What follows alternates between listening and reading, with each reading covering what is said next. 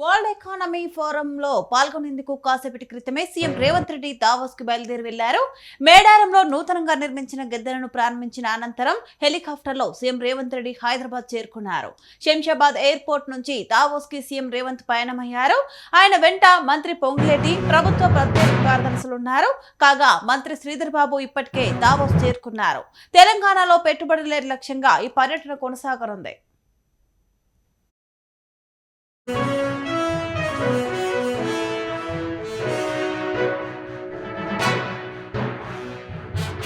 World economic ఫోరంలో పాల్గొనేందుకు కాసేపటి క్రితమే సీఎం రేవంత్ రెడ్డి దావోస్ కి బయలుదేరి వెళ్లారు.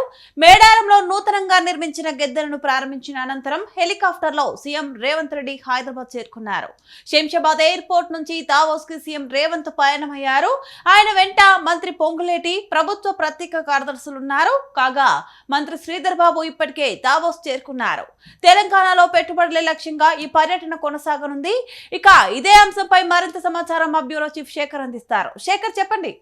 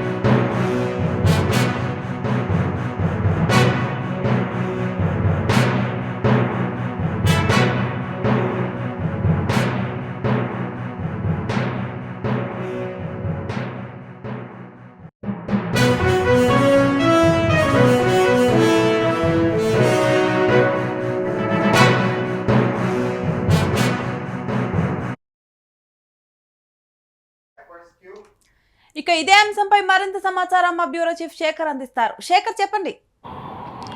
Thank you Srilatha. తెలంగాణలో భారీగా విదేశీ పెట్టుబడులే లక్ష్యంగా తెలంగాణ సీఎం రేవంత్ రెడ్డి బృందం ఈరోజు దావోస్కు బయలుదేరిన పరిస్థితి. దావోస్లో ఏదైతే వరల్డ్ ఎకనామిక్ ఫోరం ఈరోజు నుండి 23 వరకు ప్రారంభం కానున్నది.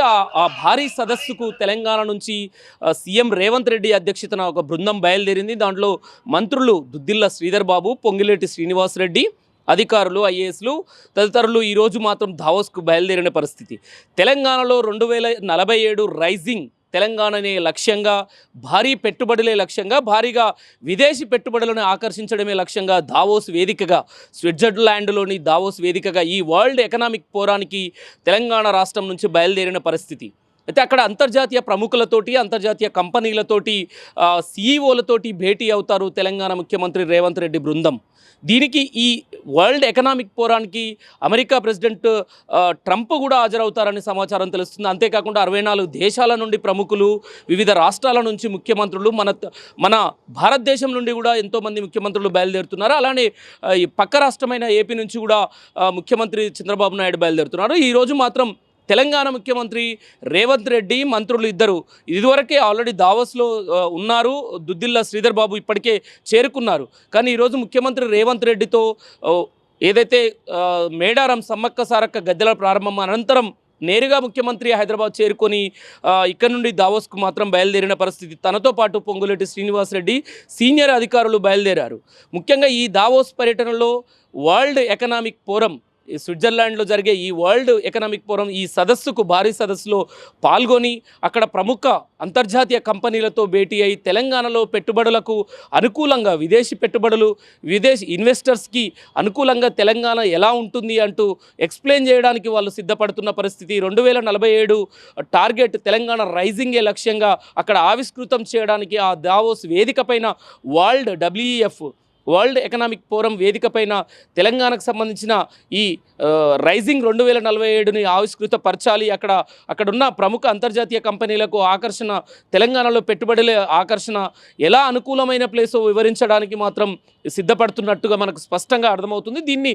దీనే లక్ష్యంగా, పెట్టుబడులే లక్ష్యంగా ఇక్కడ నుండి తెలంగాణ ముఖ్యమంత్రి రేవంత్ బృందం బయలుదేరిన పరిస్థితి. ఇప్పటికే 2 సార్లు గతంలో ఈ దావోస్ పర్యటనకు వెళ్ళారు. తెలంగాణ నుండి సీఎం రేవంత్ రెడ్డి వెళ్ళారు. వెళ్ళారు, దుద్దిల్ల శ్రీధర్ బాబు వెళ్ళారు. కానీ ఈసారి ఎట్టి పరిస్థితుల్లో తెలంగాణలో పెట్టుబడులే లక్ష్యంగా ఈ దావోస్ పర్యటన ముగించుకోవాలి. గతంలో ఏదైతే ఇక్కడ అంటే ఐటీ ఫార్మా కావచ్చు, గ్రీన్ ఎనర్జీ, ప్రధానంగా ఐటీ ఫార్మా, గ్రీన్ ఎనర్జీకి సంబంధించి అక్కడ అంతర్జాతీయ వేదికలపైన అంతర్జాతీయ ప్రముఖులతోటి, సీఈఓలతోటి భేటీలో వాటి గురించి వాళ్ళని ఆకర్షించే విధంగా పెట్టుబడులు తెలంగాణలో పెట్టే విధంగా ఖచ్చితంగా తెలంగాణలో అనుకూలమైన వాతావరణం ఉంది అని చెప్పడానికి ఇక్కడ నుండి మన ప్రత్యేక బృందం సీఎం ఆధ్వర్యంలో వెళ్ళిన పరిస్థితి. ఈ 3 రోజుల పాటు ఈ అంతర్జాతీయ సదస్సు ఏదైతే ఈ WF సదస్సులో మాత్రం తెలంగాణలో ఈ పెట్టుబడులకు అనుకూలమైన ప్రాంతం అని చెప్పడానికి, అంతేకాకుండా తెలంగాణలో చేపడుతున్న కార్యక్రమాలు అంటే అంతర్జాతీయంగా కంపెనీలను ఆకర్షించడానికి, పెట్టుబడి పెట్టడానికి అనుకూలమైన వాతావరణము, అనుకూలమైన అన్నీ అందుబాటులో ఉంటాయి అని చెప్పడానికి మాత్రం ఖచ్చితంగా వాళ్ళు సిద్ధపడుతున్నట్టుగా అనేక మంది సీఈఓలతో, అంతర్జాతీయ సీఈఓలతో భేటీ కానున్నది తెలంగాణ ఈ బృందం. అయితే తెలంగాణలో రైజింగ్ 2047 $3 ట్రిలియన్ డాలర్ల ఆర్థిక వ్యవస్థే లక్ష్యంగా ఇంతకుముందు మనం చూసుకున్నాము. ఒక సమ్మిట్ నిర్వహించాము తెలంగాణలో. దానికి సంబంధించి ఈ గ్లోబల్ సమ్మిట్ అత్యధికంగా ఈ ఫార్మాసిటీకి మనకి ఏదైతే ఉన్నది ఫ్యూచర్ సిటీకి సంబంధించిన విషయాలను కావచ్చు, అలానే మూసి ప్రక్షాళన తదితర అంశాలను కూడా 2047 రైజింగ్ ఏదైతే ఒక ఆవిష్కృతం చేసుకున్నామో తెలంగాణలో, దాన్ని అక్కడ దావోస్ పర్యటనలో, దావోస్ వేదిక పైన ఆవిష్కృతం చేయాలని తెలంగాణ ప్రభుత్వం సిద్ధమైంది.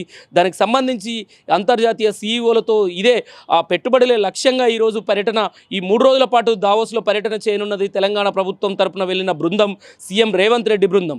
అటు నుండి అటు నేరుగా మరో 3 రోజులు అమెరికాకు కూడా వెళ్తారని అయితే సమాచారం తెలుస్తుంది. కానీ అధికారికంగా ఇంకా ప్రకటన లేదు. అమెరికాలో కూడా పెట్టుబడులే లక్ష్యంగా ఖచ్చితంగా సీఎం రేవంత్ రెడ్డి బృందం బయలుదేరుతుందనేది మాత్రం సమాచారం అందుతున్నది. ఒకవేళ అమెరికా వెళ్ళినట్లయితే ఫిబ్రవరి 1న తిరిగి హైదరాబాద్కు చేరుకునే అవకాశం ఉంది Srilatha. Okay, thank you Shekhar.